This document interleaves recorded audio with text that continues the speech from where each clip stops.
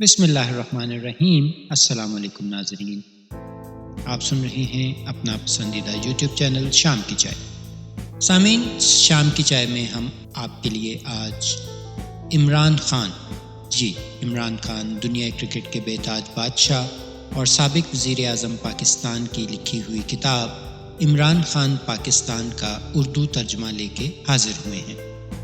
اس کتاب کا ترجمہ جناب ہارون رشید، جو کہ پاکستان کے ایک کہنہ مشق اور سینئر صحافی ہیں، انہوں نے کیا ہے۔ تو آئیے شروع کرتے ہیں۔ کپتان کی کہانی۔ ہارون الرشید صاحب لکھتے ہیں کہ بظاہر یہ ایک کھلاڑی اور سیاستدان کی کہانی ہے، لیکن دراصل یہ ایک سپاہی کی داستان ہے۔ وہ آدمی جس نے کرکٹ، کینسر ہاسپٹل اور سیاست کی رزمگاہوں میں پیش آنے والے حادثات میں زندگی اور خود کو دریافت کرنے کی کوشش کی۔ یہ کوشش ابھی جاری ہے اور جاری رہنی چاہیے۔ تمام اندازے یہ ہیں کہ ابھی وہ غلطیاں کرے گا، اور امید یہ بھی ہے کہ ابھی اسے بہت سے مزید کارنامے انجام دینا ہے۔ سب سے بڑا معرکہ ابھی کچھ دن میں درپیش ہوگا، اور اللہ کے آخری رسول صلی اللہ علیہ وآلہ وسلم کا فرمان یہ ہے: کوئی اس دنیا سے اٹھے گا نہیں جب تک اس کا ظاہر و باطن آشکار نہ ہو جائے۔ پروردگار اسے امان میں رکھے اور اس کی آنکھ اپنے آپ پر کھول دے۔ اللہ کا قانون کسی کے لیے نہیں بدلتا۔ جن کے رتبے سوا ہیں، ان کی آزمائش بھی سوا ہوتی ہے۔ برطانیہ کے ایک دانشور کا یہ کہنا ہے کہ یہ طویل تحریر کمال ذہانت سے لکھی گئی ہے۔ دوسرے کا خیال ہے کہ بالکل سادہ سے انداز میں دونوں باتیں درست ہیں اور پوری طرح درست۔ ہم جو اسے جانتے ہیں اس راز سے خوب واقف ہیں کہ بے شک وہ ایک سادہ سا آدمی ہے، لیکن بہت غور و فکر کرنے والا بھی۔ سب دوسروں کی طرح وہ اسی وقت غلطی کا ارتکاب کرتا ہے جب اپنے خیال کے سحر میں مبتلا ہو جائے، اور کامران تب جب اپنی ذات سے اوپر اٹھ کر فیصلہ کرے، صرف اپنے آپ پر نہیں اللہ پر بھروسہ کرے۔ یہ اس کی اپنی کہانی ہے، اور اتنی ہی پاکستان کی بھی، جس کی تخلیق کے 5 برس بعد وہ پیدا ہوا۔ ایک آسودہ گھرانے کا اکیلا اور لاڈلا فرزند، زندگی جس پر مہربان تھی، لیکن سب دوسروں کی طرح اپنے آپ سے اسے لڑنا تھا۔ دوسرے نیازی لڑکوں سے وہ کس طرح مختلف تھا، اور کرکٹ کے دوسرے کھلاڑیوں سے؟ بارہا یہ سوال میں اس کے دوستوں اور بھائیوں سے اور با انداز دیگر خود اس سے بھی پوچھتا رہا۔ یہ بھی سوچتا رہا ایک عام اخبار نویس کی زندگی میں وہ کیسے داخل ہوا، اس جہان میں یہ ناچیز کیسے چلا گیا جس سے کبھی اس کا واسطہ نہ تھا، جو آج بھی کرکٹ کی اصطلاحوں کو سمجھ نہیں پاتا، اور شوکت خانم ہاسپٹل میں جس کا ایک ذرا سا حصہ بھی نہیں تھا۔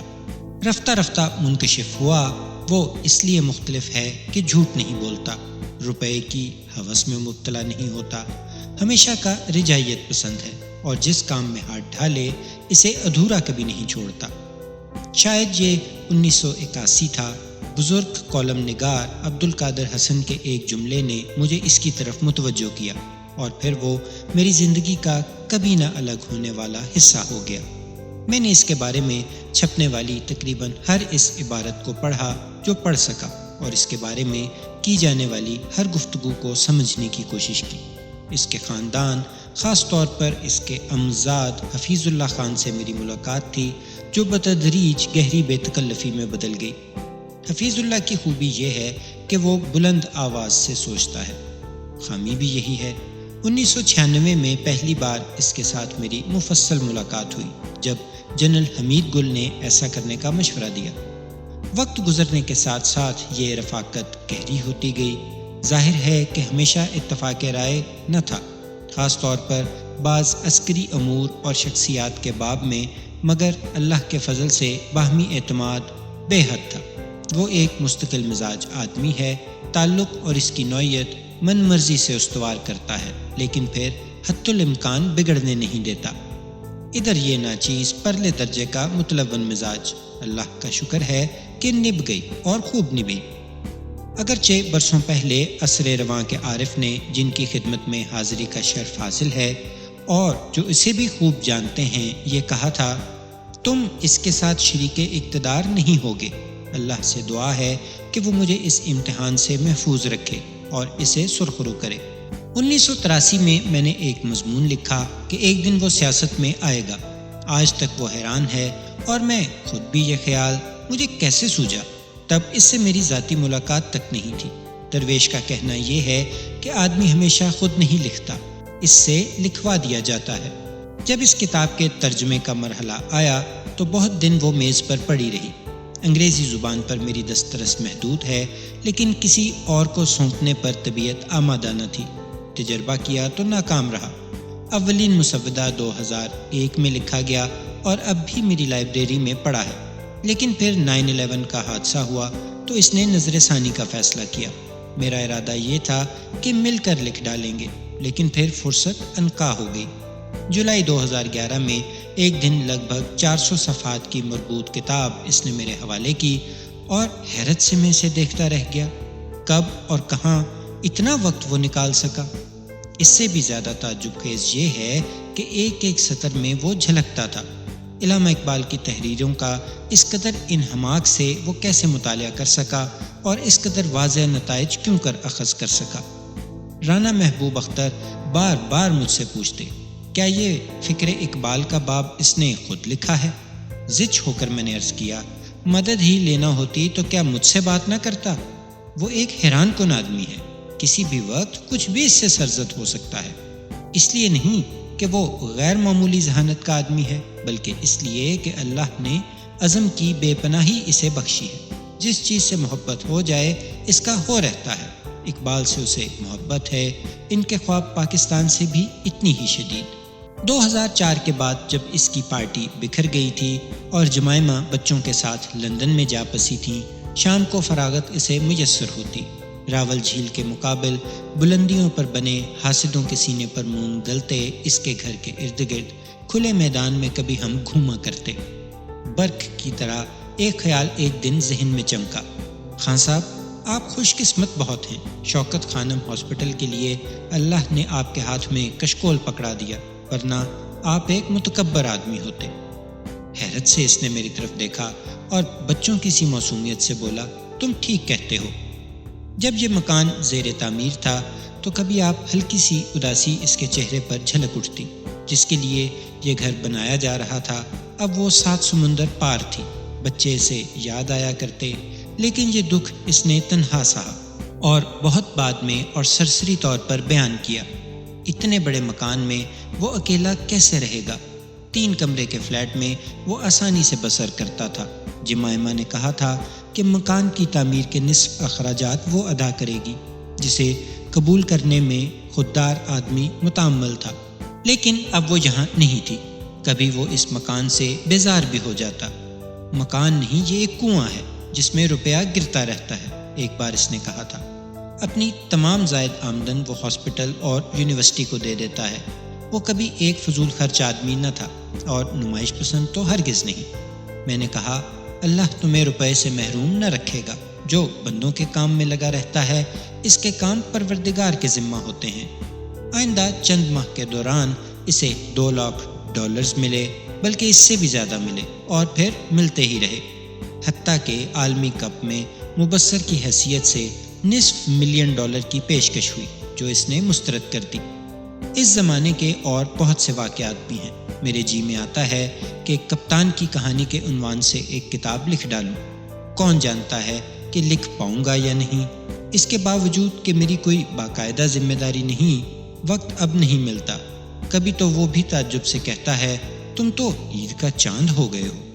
پھر مکان مکمل ہو گیا اور ایک شام اس کے صحن میں ہم موجود تھے۔ ایک دن اس نے کہا، اتنا بڑا گھر، یہ تو ایک وزیر اعظم ہی کو زیبا ہے۔ بے اختیار میری ہنسی چھوٹ گئی۔ میں نے کہا، تاریخ میں شاید یہ پہلی بار ہوگا کہ ایک مکان کی خاطر ایک شخص کو وزیر اعظم بنایا جائے۔ اس سے مزاح اس کی بہت اچھی ہے، مگر اس روز وہ نہ ہنسا۔ اس میں لاہوریوں والی بے باکی نہیں ہے۔ عمران خان کی سب سے بڑی کامیابی کیا ہے؟ کرکٹ کا عالمی کپ، جس کی وجہ سے اس کا نام کھیل کی عالمی تاریخ میں رہے گا کہ 150 برس کا سب سے اچھا کپتان کہلایا۔ شوکت خانم ہاسپٹل، جو شاید ایک دن تاج محل سے بڑی داستان ہو جائے۔ کیا وہ کارنامہ جو غالباً ابھی انجام دینا ہے؟ نہیں، میرا خیال ہے کہ اس کی سب سے بڑی کامرانی ہستی باری تعالیٰ کا ادراک تھا۔ میرے خیال میں اللہ کی آرزو میں اس کا سفر اس کتاب کا سب سے اہم حصہ ہے اور اسی کو سب سے زیادہ توجہ کے ساتھ پڑھا جانا چاہیے۔ اس سمندر کا صدف یہی ہے۔ مغرب کے اس نادر روزگار صوفی بایزید نے، جسے راہ سلوک کے 4 بڑوں میں سے ایک مانا جاتا ہے، یہ کہا تھا: 40 برس میں نے اللہ کو تلاش کیا، جب میں نے اسے پایا تو دیکھا کہ وہ میرے انتظار میں تھا۔ پروردگار کا دروازہ ہمیشہ چوپٹ کھلا رہتا ہے، لیکن اس کی تلاش میں نکلتا کون ہے؟ پھر جو نکلتے ہیں، کیا ان کی اولین ترجیح صداقت کاملہ کی تلاش ہوتی ہے؟ میری موجودگی میں پروفیسر احمد رفیق اختر نے کپتان سے پہلی ملاقات میں یہی سوال پوچھا تھا۔ در حقیقت ان دونوں کے درمیان یہی جملہ گفتگو کا آغاز تھا۔ خان نے جواب دیا: میری سیاست صرف پاکستان نہیں، عالم اسلام کے لیے ہے۔ میری رائے میں اس سوال اور اپنے جواب پر اسے غور کرتے رہنا چاہیے۔ بعض پہلو ابھی جواب چاہتے ہیں، صرف اظہار میں نہیں، عمل میں بھی۔ عمران خان کے روحانی سفر میں پروفیسر صاحب اس کے استاد نہ تھے، اگرچہ وہ کہتا پروفیسر قرآن کریم کے عالم اور اس کے اوراق سے فروزاں بصیرت کے امین ہیں۔ ایک دن شب 11 بجے سے صبح 3:45 بجے تک وہ ان سے فلسفہ ارتقاء پر سوالات کرتا رہا، حتیٰ کہ فجر کی اذان کا وقت آن پہنچا۔ لیکن وہ ان کا شاگرد نہیں، اقبال کا ہے، اور میاں محمد بشیر کا، ان سے بھی پہلے اپنی والدہ محترمہ کا۔ بچے کی زندگی میں اکثر اس کی ماں سب سے زیادہ اہم ہوتی ہے۔ جس شخص کا نام عمران خان ہے، اس کی شخصیت کے تار و پود بننے میں ممتا کا کردار بہت ہی غیر معمولی ہے۔ اس میں احسار، ہمدردی اور محبت زیادہ تر وہیں سے اگی ہے، وگرنہ وہ بہت سخت گیر ہوتا۔ اپنے آغا جان سے اس نے خودداری پائی ہے۔ یہ اس سوال کا محل نہیں کہ ماں سے کیا کچھ سیکھا، لیکن ایک بات یقینی محسوس ہوتی ہے کہ بارگاہ عزدی میں فرزند کے لیے مادر مشفق کی بعض دعائیں یقیناً باریاب ہوئیں۔ ایک یہ کہ وہ پروردگار کی دہلیز تک جائے، دوسرا یہ کہ اسے کوئی پاک دینت استاد نصیب ہو، اور تیسری شاید یہ کہ وہ غیر معمولی کامیابیوں اور نیک نامیوں سے سرفراز ہو۔ آخری دعا کی حتمی تکمیل باقی ہے، آخری سانس تک زندگی امتحان ہے۔ راولپنڈی پریس کلب میں اخبار نویسوں نے جب اسے زچ کر دیا تو اس انداز میں جو اس سے خاص ہے، اپنا بازو پھیلا کر عزم سے گونجتی بلند آواز میں اس نے کہا: میں ایک طوفان لے کر آؤں گا۔ یہ 1996 کا موسم گرما تھا۔ ہم وہاں سے اٹھے تو مجھے اندیشہ ہوا کہ وہ ہار جائے گا۔ اس نے انشاءاللہ نہ کہا، ابھی اس کا وقت نہ آیا تھا۔ اس دن تو میں خاموش رہا، لیکن بعد میں گاہے اسے یاد دلاتا رہا۔ ایسی بات وہ توجہ سے سن لیتا ہے اور لیڈروں کی طرح برا نہیں مانتا۔ یہی اس کے ساتھ تعلق کی سب سے اہم بنیاد ہے۔ برسوں پہلے ایک بار جب میں نے اسے سخت تنقید کا نشانہ بنایا تو بعد میں پوچھا: کیا میرا کالم تمہیں ناگوار ہوا؟ اس کا جواب یہ تھا: تم مجھے سمجھے ہی نہیں، میں فلاں اور فلاں کی طرح نہیں ہوں۔ اس طرح کی تنقید سے برا ماننے کی بجائے سیکھتا ہوں۔ یہی ایک بات اسے یاد رکھنی ہے، پوری طرح اور تمام جہات میں۔ اس کے لیے دعا کرنے والے بہت ہیں، مگر خوشامد کرنے والے بھی کم نہیں، اور خوشامد بھٹکا سکتی ہے، گمراہ کر سکتی ہے، حتیٰ کہ برباد بھی۔ خدا اسے فریب نفس اور خوشامدیوں سے محفوظ رکھے۔ وہ ایک حد سے زیادہ پر اعتماد آدمی ہے، یہی اس کی قوت ہے اور یہی اس کی کمزوری۔ مایوس ہونا اس نے سیکھا ہی نہیں۔ وہ جانتا ہے کہ اس سے زیادہ تباہی لانے والی چیز کوئی نہیں، لیکن وہ کوئی اسکالر نہیں۔ اسے تعلیم، رہنمائی اور مشورے کی ضرورت رہتی ہے، مجھ سے نہیں، ماہرین سے، اہل و فکر و نظر سے، سبھی کو ہوتی ہے۔ اللہ کی کتاب یہ کہتی ہے کہ جب الجھ جاؤ یا تنازع میں جا پڑو تو اہل علم کے پاس جاؤ، اہل ذکر سے رجوع کرو۔ ناکامی کا اندیشہ خارج نہیں، داخل سے ہوتا ہے۔ اپنی ذاتی کمیوں اور خامیوں سے، انداز فکر کے نقائص سے، جن کا جائزہ ہمیشہ اور ہر وقت لیتے رہنا چاہیے۔ شاید اس ارشاد کا پس منظر یہی ہے: جب اللہ کسی بندے کو ہدایت دینا چاہتا ہے تو اس کی آنکھ اپنے آپ پر کھول دیتا ہے۔ سب سے بڑا خطرہ کہاں سے ہوتا ہے؟ سبھی کے لیے اس ایک پہلو سے، جب آدمی اپنے فرض کی اہمیت کو نسبتاً کم اور اپنی صلاحیت کو زیادہ سمجھنے لگتا ہے۔ اولین ملاقاتوں میں ایک بار میں نے اس سے سوال کیا، تمہاری کامیابی کا راز کیا ہے؟ ترنت اس نے جواب دیا، میں اپنی حدود سے واقف ہوں۔ کچھ دن بعد اس نے بتایا کہ کرکٹ کے کسی بھی میچ میں خواہ اس نے جیتا یا ہارا، ایک رجسٹر پر اس نے اپنی اس دن کی غلطیاں ضرور لکھ لیں۔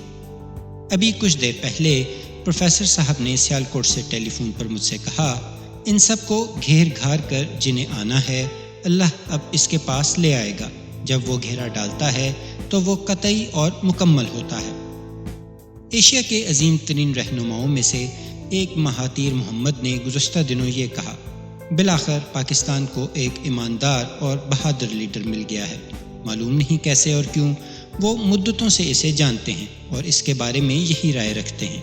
شاید تب سے جب وہ سیاست میں آیا ہے، اتفاق سے اس کے دوستوں میں سب سے پہلے مہاتیر کا یہ تبصرہ مجھ تک پہنچا اور میں نے اسے ملائیشیا کے مدبر سے ملاقات کا مشورہ دیا۔ اتفاق ہی سے ایک عالمی کانفرنس میں ان کا آمنا سامنا ہوا، جو دنیا بھر کے ممتاز لیڈروں کو گاہے بگاہے یکجا کرنے والی ایک تنظیم نے برپا کی تھی۔ وہ اس کے ساتھ شفقت سے پیش آئے۔ کچھ عرصے بعد وہ کوالالمپور کے نواح میں ان کے شاندار مکان میں ان سے جا کر ملا اور اس موضوع پر ظفر مند لیڈر کے ساتھ تفصیل سے تبادلہ خیال کیا کہ ملک اور اقوام سربلند کیسے اور کیوں کر ہوا کرتے ہیں۔ پھر انہیں اسلام آباد مدعو کیا۔ تحریک انصاف کی حالت ان دنوں اچھی نہ تھی، یہ اندازہ بھی نہ ہو سکا کہ اخراجات اتنے زیادہ ہوں گے۔ بزرگ لیڈر خصوصی جہاز میں عملے کے ساتھ آئے گا اور 2 دن تک کرائے کا جہاز ہوائی اڈے پر رکا رہے گا۔ 30 لاکھ روپے قرض لیا گیا اور تاخیر سے واپس کیا جا سکا۔ میرے خیال میں یہ تحریک انصاف کی بہترین سرمایہ کاری تھی۔ کانفرنس کے مدعوئین کی فہرست مرتب کی جا رہی تھی۔ میں نے سوچا، یہ تو سب کے سب اپوزیشن لیڈر ہیں، کیا آپ لوگوں نے مہاتیر کے اعزاز میں اپوزیشن کی کل جماعتی کانفرنس منعقد کرنے کا فیصلہ کیا ہے؟ اس کے کارکنوں سے میں نے پوچھا اور مشورہ دیا کہ جنرل پرویز مشرف کے سیاسی سپہ سالار چودھری شجاعت حسین کو مدعو کیا جائے۔ چند روز قبل چودھری صاحب نے یہ تاثر دیا تھا کہ اس نے نہیں بلکہ پرویز مشرف نے اسے مسترد کر دیا تھا۔ ان کا لہجہ تلخ تھا اور ناشائستہ بھی، اس کے باوجود وہ فوراً ہی مان گیا اور ان کے علاوہ مشاہد حسین کو بھی دعوت دی۔ میرا خیال ہے کہ یہ اس کے بہترین فیصلوں میں سے ایک تھا۔ چودھری شجاعت اور مشاہد حسین اس کے گھر آئے اور خوش دلی سے ضیافت میں شریک ہوئے۔ یہی وہ کانفرنس تھی جس میں میزبانی کے فرائض نامور اخبار نویس طلعت حسین کو سونپے گئے۔ آغاز ہی میں اس بھلے آدمی نے، جو گاہے ضرورت سے زیادہ بے باکی پر اتر آتا ہے، یہ کہا، ایک کھلاڑی کی حیثیت سے عمران خان میرے ہیرو ہیں، مگر سیاستدان کے طور پر نہیں۔ عمران جب سٹیج پر آیا تو بہت سنجیدگی اور وقار کے ساتھ طلعت حسین سے مخاطب ہو کر اس نے کہا، ایک دن آپ مجھے سیاسی لیڈر بھی مان لیں گے۔ کیا اس نے انشاءاللہ نہیں کہا تھا؟ یاد نہیں پڑتا۔ یہ اس کی زندگی کے ان شاندار ایام میں سے ایک تھا جب وہ اپنے طرز عمل، گفتار اور رویے سے آپ کو حیرت زدہ کر دیتا ہے، جب وہ محسوس کرتا ہے کہ امتحان آ پڑا ہے اور ذہنی طور پر پوری طرح تیار ہو جاتا ہے۔ ایسے کئی واقعات مجھے یاد آ رہے ہیں۔ 4 سال ادھر کی بات ہوگی، لاہور کے ایک ممتاز اخبار نویس نے کہا، عمران خان کی سیاست تو ختم ہو گئی، وہ ان دنوں بعض مقتدر ہستیوں کے بہت قریب تھے۔ برہم ہونے والی بات نہ تھی کہ انہی کا نہیں، ان دنوں بہت سے لوگوں کا تاثر یہی تھا، مگر معلوم نہیں کیوں مجھے غصہ آ گیا۔ میں نے کہا، دنیا کی کوئی طاقت اسے پاکستان کے سیاسی منظرنامے پر ابھرنے سے روک نہیں سکتی۔ کل وہ لوگ اس کے پاس آئیں گے اور مدد کے طالب ہوں گے۔ براہ کرم ابھی سے یہ بات انہیں بتا دیجیے۔ چند روز بعد ان صاحب نے عمران سے ملاقات کی خواہش ظاہر کر دی۔ اسے لاہور آنا تھا۔ ان میں سے ایک شخص بہت تگڑی سفارش کے ساتھ گزشتہ دنوں میرے پاس آیا۔ اب اس کی گردن اکڑی ہوئی نہیں تھی، بہت شائستگی اور وقار سے اس نے بات کی۔ حفیظ اللہ خان کو ایسا موقع اللہ دے۔ اس نے کالم نگاروں کے اعزاز میں ایک شاندار ضیافت کا اہتمام کیا۔ شام 7 بجے جب میں گھر کے دروازے پر کھڑا ایک مہمان سے بات کر رہا تھا، حفیظ اللہ نے فون پر فرمائش کی کہ میں لاہور پہنچ جاؤں۔ 8 بجے PIA کی پرواز کو روانہ ہو جانا تھا۔ وہیں سے مہمان کی گاڑی میں چل پڑا۔ کسی سے درخواست کی کہ ٹکٹ خرید رکھے۔ اس شام ایسی جم کر اس نے گفتگو کی، اس قدر تحمل سے سوالوں کے جوابات دیے کہ بعض دانشور تاب نہ لا سکے۔ ایک نے تو اگلے دن ہی میرے خلاف فرد جرم جاری کر دی۔ کھانے کی میز پر میاں والی سے لائی گئی دریائے سندھ کی ایک سالم مچھلی کے علاوہ اتنا بہت کچھ تھا اور اس قدر عمدہ کہ مجلس کا لطف دو آتش ہو گیا۔ میں نے کہا اگر کبھی اقتدار ملا حفیظ اللہ خان تو ایک وزارت لازماً ہمارے حصے میں آئے گی۔ آج کی ضیافت کے نام پر وہ تمہاری ہے۔ حفیظ اللہ کھلکھلا کر ہنسا اور بولا میرے بھائی کو آپ سمجھے نہیں۔ جب یہ کپتان بنا تو سب سے پہلا کام اس نے یہ کیا کہ اپنے ہیرو ماجد خان کو ٹیم سے الگ کر دیا، اپنی ساکھ بنانے کے لیے۔ یہ مجھے پھانسی پر چڑھائے گا اور خلق خدا سے داد وصول کرے گا۔ مزاج کا برا پہلو یہی ہے کہ کبھی بھی کوئی بھی شاندار جملہ ماحول کی ساری متانت تار تار کر کے رکھ دیتا ہے۔ ایسا ہی ہوا۔ اگلی سویر تک ہم یہ لطیفہ لوگوں کو سناتے رہے۔ گفتگو کی دوسری نشست ہماری حماقت کی نظر ہو جاتی، مگر عمران نے برا ماننے سے انکار کر دیا۔ کمال سنجیدگی کے ساتھ وہ سوالوں کے جواب دیتا رہا۔ حیرت انگیز بات یہ ہے کہ جن صاحب کے بظاہر ناروا تبصرے پر یہ مجلس برپا ہوئی تھی، انہی نے سب سے زیادہ معقول طرز عمل اختیار کیا۔ کبھی اس دن کو یاد کرتا ہوں تو جہاں اس پر فخر کا احساس ہوتا ہے وہاں اپنے شعار پر شرمندگی بھی۔ قصہ یہ ہے کہ جن دنوں عمران خان کپتان بنے ماجد خان کی یکسوئی ختم ہو رہی تھی۔ رنز وہ بنا نہ سکتے اور نتیجے میں ٹیم مایوسی کا شکار ہو کر ڈھیر ہو جاتی۔ ایک لیڈر کی حیثیت سے عمران کا یہ پہلا امتحان تھا۔ وہ اس میں ظفر مند رہا، اگرچہ بہت بھاری قیمت چکانا پڑی۔ جس طرح اچانک انہیں رخصت کیا گیا اس پر وہ بہت بدمزہ ہوئے۔ وہ ایک نہایت معقول اور معتبر شخص ہیں، مگر روٹھ گئے۔ 30 برس بعد ان کی مصالحت ہوئی۔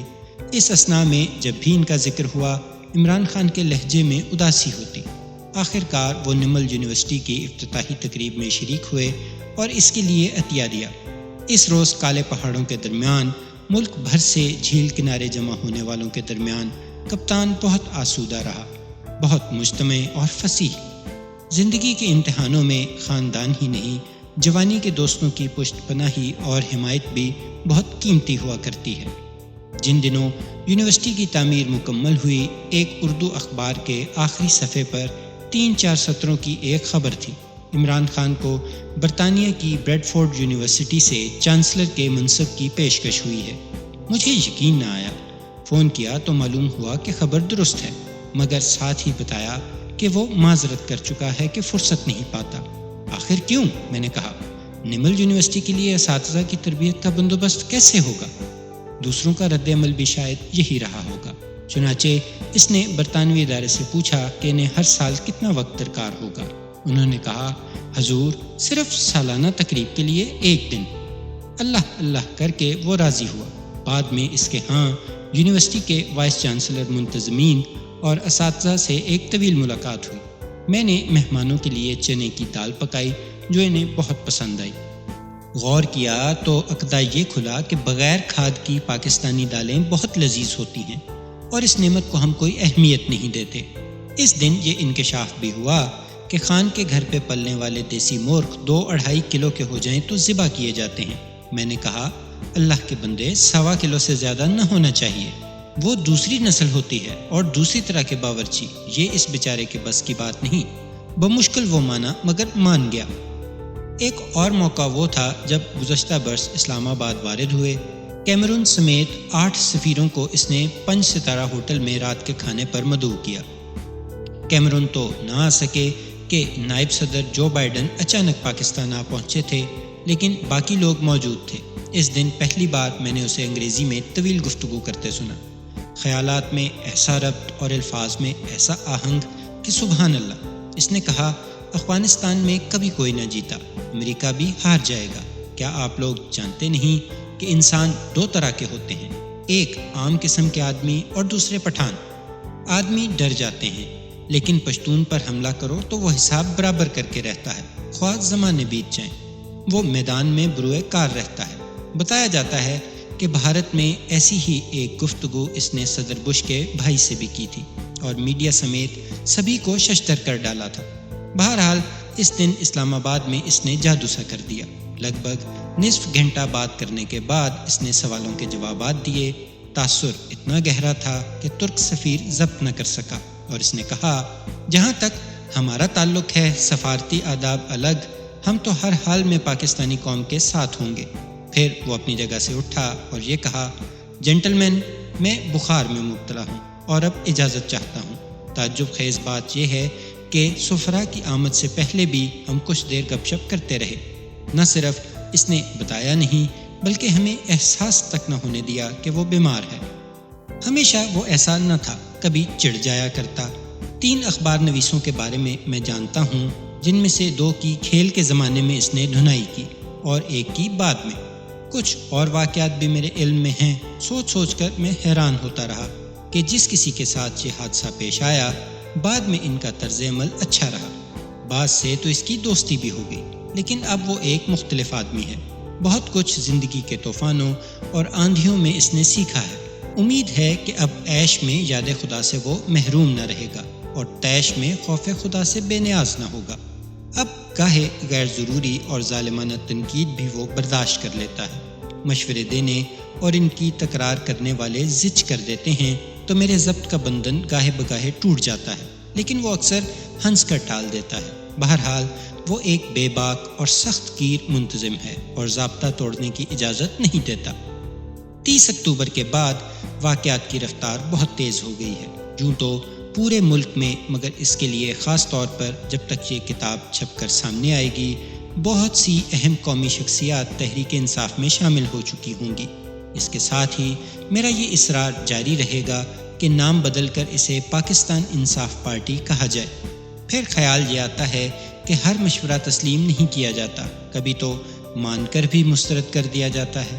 یہی زندگی ہے۔ اللہ نے اسے کشمکش، تنوع اور آزمائش کے لیے تخلیق کیا، اور دوائم ایسی ہی رہے گی۔ یہ بھی ہے کہ برف بلندیوں پر پگھلتی اور میدانوں میں پھول کھلاتی ہے، ندیاں شور مچاتی ہیں، لیکن دریا میدانوں میں آسودہ ہونے لگتے ہیں، حتیٰ کہ سمندر میں اتر کر سو جاتے ہیں۔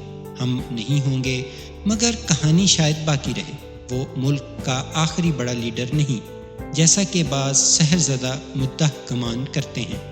ایک دن اسے بھی بساط لپیٹنا ہوگی، ایک دن دوسرے آئیں گے جب یہ معاشرہ انشاءاللہ زیادہ بیدار ہوگا۔ یہ بات ہمیشہ یاد رکھنی چاہیے کہ ایک دن وقت کی رزمگاہ سے ہر کوئی رخصت ہوتا ہے کسی دوسرے کھلاڑی کے لیے۔ کھیل کے میدان کو اس نے اپنے عروج پہ خیر بات کہنا چاہا، مگر نہ کہہ سکا۔ تقدیر نے اسے روک لیا کہ ایک خیرہ کن کامیابی مقدر تھی۔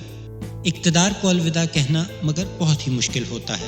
اب کی بار وہ وقت آئے تو اسے زیادہ تامل سے کام نہ لینا چاہیے۔ کیا یہ مشورہ بہت قبل از وقت ہے؟ شاید نہیں، بلکہ یقیناً کہ ابھی تو وہ راہ میں ہے۔ ابھی تو اس کی منزل مسافرت کے اس گرد و غبار سے بہت دور ہے، بہت آگے واقع ہے۔ لیکن میں یاد دلانا چاہتا ہوں، اور اس کا ایک سبب ہے۔ لیڈر اور پارٹیاں نہیں، افواج اور گروہ نہیں، بلکہ ملک کے محافظ اس کے عوام ہوتے ہیں۔ ایک تعلیم یافتہ، مہذب اور معتدل مزاج قوم جسے امن حاصل ہو، جس کے مزاج سے ہیجان کم ہوتا جائے، جو ایک پختہ ارادے کے ساتھ اپنے کمزور ترین لوگوں کو انصاف عطا کرنے کی راہ پر چل نکلے۔ کوئی آدمی اس دنیا کا ٹھیکیدار نہیں ہوتا، ہو ہی نہیں سکتا۔ دوسروں کا تو ذکر ہی کیا، پروردگار نے اپنے سب سے محبوب بندے رحمت للعالمین صلی اللہ علیہ وآلہ وسلم پر یہ فرمان صاف صاف اتار دیا تھا۔ دباچہ لکھنے کا ارادہ نہ تھا، اس تذکرے کی ضرورت ہی نہ تھی کہ ترجمہ کس نے کیا، لیکن کتاب کی اشاعت کا آغاز ہوا تو میں نے محسوس کیا کہ بعض پہلو تشنا ہیں اور بعض نکات کی وضاحت ضروری ہے۔ ٹیکس اور اثاثوں کا کیا ذکر؟ وکلاء تحریک کے ہنگام 15 مارچ 2009 کی شب اس کے زیر زمین چلے جانے کے سفید جھوٹ کا کیا ذکر؟ کردار کشی کی مہم ابھی برپا ہوگی۔ جن کے اربوں ڈالر اور جن کا اقتدار خطرے میں ہے، وہ آسانی سے ہار نہ مانیں گے۔ یہ ایک طویل اننگ ہے اور عزم و ہمت کے علاوہ صبر و تحمل کا مطالبہ کرتی ہے۔ غور و فکر اور ریاضت ہی نہیں، بلکہ عالی ظرفی اور ہر حال میں اصولوں سے جڑے رہنے کا۔ یہ وضاحت بھی ضروری ہے کہ ترجمہ کرنے کے عمل میں کتاب کا اسلوب کچھ نہ کچھ بدل گیا ہے، اور ظاہر ہے کہ میں اس کا ذمہ دار ہوں۔ بعض مقامات پر میں نے قلم لگایا ہے، کچھ نکات کپتان کو بتا دیے، مگر سب نہیں کہ اب اسے فرصت کہاں، اور کتاب کی بروقت تکمیل بھی لازم تھی۔ اگر ضرورت پڑی تو میں ان نکات کی وضاحت کر دوں گا۔ یہ مشکل کام کبھی مکمل نہ ہو سکتا کہ اگر بلال الرشید ٹائپ کرنے کی ذمہ داری خوش دلی سے ادا نہ کرتے، اگر برادرم غلام محی الدین ہاتھ نہ بٹاتے۔ نصف کے لگ بھگ ترجمہ انہی نے کیا، مگر ذمہ دار میں ہوں کہ اسلوب کو یکساں رکھنے کی آرزو میں تقریباً یکسر ہی بدل ڈالا۔ دوسرے اور 10ویں باب کے حوالے سے آخری وقت تک میں تشویش کا شکار رہا۔ سب سے بڑھ کر رانا محبوب اختر نے مدد کی، مگر میرے پسندیدہ کالم نگار عامر ہاشم خاکوانی اور میاں محمد خالد حسین نے بھی مسودہ پڑھا اور اصلاح کی۔ منفرد شاعر اور زبان و ادب کے ممتاز عالم ڈاکٹر خورشید رضوی نے بھی بہت قیمتی مشورے دیے۔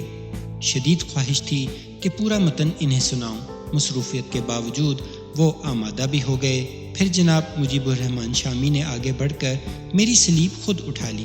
یہ ایک غیبی امداد تھی۔ ایک لکھنے والا کن غلطیوں کا ارتکاب کرتا ہے اس کے مدیر سے زیادہ کوئی نہیں جانتا، اور شامی صاحب ہی میرے وہ مدیر ہیں۔ میرے عزیز دوست آرٹسٹ آغا نثار نے جو مشکل مرحلوں کے دائمی رفیق ہیں بہت سا وقت دیا، ان کا شکریہ ادا کرنے کے لیے لفظ کم پڑتے ہیں۔ آخری دنوں میں یہ ایک جنگی مہم کی طرح تھا۔ پبلشر نیاز صاحب کو پیشہ ورانہ فرائض سے کہیں زیادہ عرقریزی کرنا پڑی، اس پر وہ داد کے مستحق ہیں۔ ذاتی طور پر میں ان کا ممنون ہوں کہ مسافرت میں میرے آرام کا ہر لمحہ انہوں نے خیال رکھا۔ کچھ نام بھول گیا ہوں گا، ان سب سے معذرت۔ اللہ کو آدمی نے خطا و نسیان سے بنایا ہے، وما توفیقی الا باللہ۔ تو یہ تھی ناظرین ہارون رشید صاحب کا دباچہ۔ اس کتاب کا پہلا چیپٹر ہم اگلی قسط سے شروع کریں گے۔ امید ہے آپ کو عمران خان صاحب کے بارے میں لکھی ہوئی یہ چھوٹی سی تحریر پسند آئی ہوگی۔